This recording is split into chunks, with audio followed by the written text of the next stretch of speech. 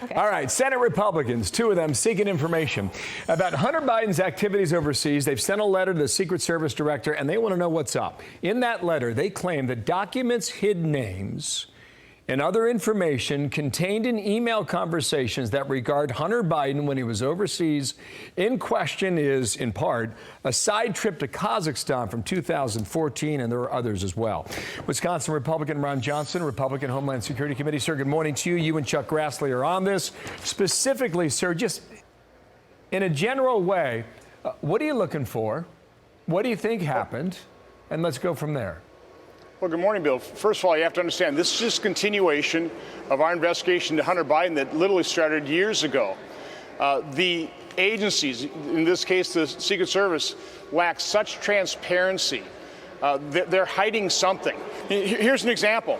We finally, after literally years of dickering back and forth with them, we finally got 259 pages of documents over his 5.5 years of Secret Service protectee status. This is what we got. So, I don't have X-ray vision. I can't read through the black ink. So they're completely, not being transparent with Congress, with the American public. And so that just raises my suspicion. All we were trying to figure out is, to what extent does he have financial foreign entanglements that could represent a national security risk to America. Remember, Tony Bobulinski said that Joe Biden was compromised.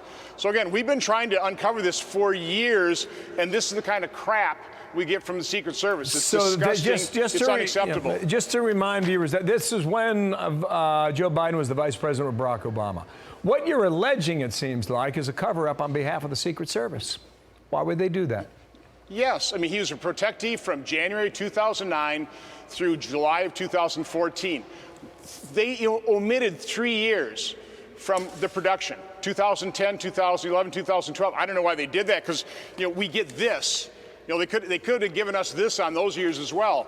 So again, it's baffling. I have no explanation for it. All I know is my antenna are tingling. It raises my level of suspicion. They are obviously covering something up, and they've been doing so for a number of years. You wonder why the Secret Service, if you're right about that, will put its reputation on the line. Let's see where that goes. However, specifically, there was a trip to Paris, and he took a side trip to Kazakhstan. That's my understanding.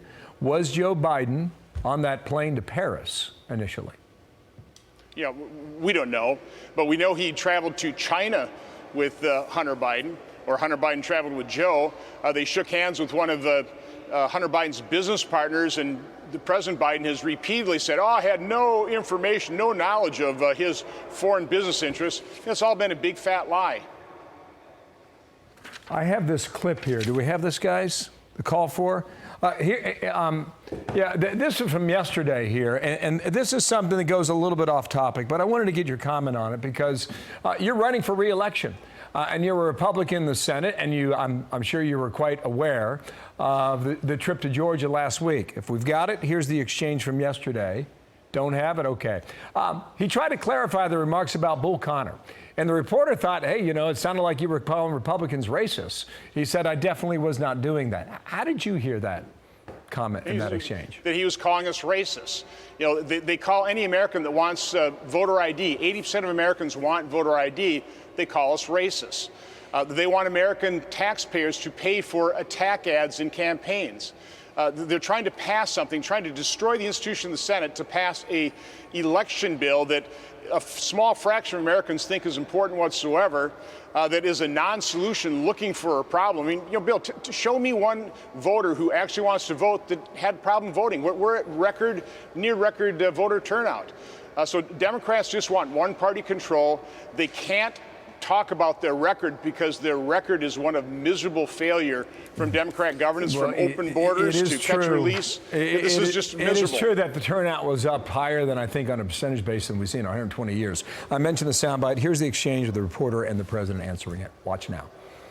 And I know that you dispute the characterization that you called folks who would oppose those voting bills as being Bull Connor or George Wallace, but you said that they would be sort of in the same camp. No, I didn't say that. Look what I said. Go back and read what I said and tell me if you think I called anyone who voted on the side of the position taken by Bull Connor that they were Bull Connor. Just need a quick answer on that, sir. Now, listen, unfortunately, you can't believe what Joe Biden tells you.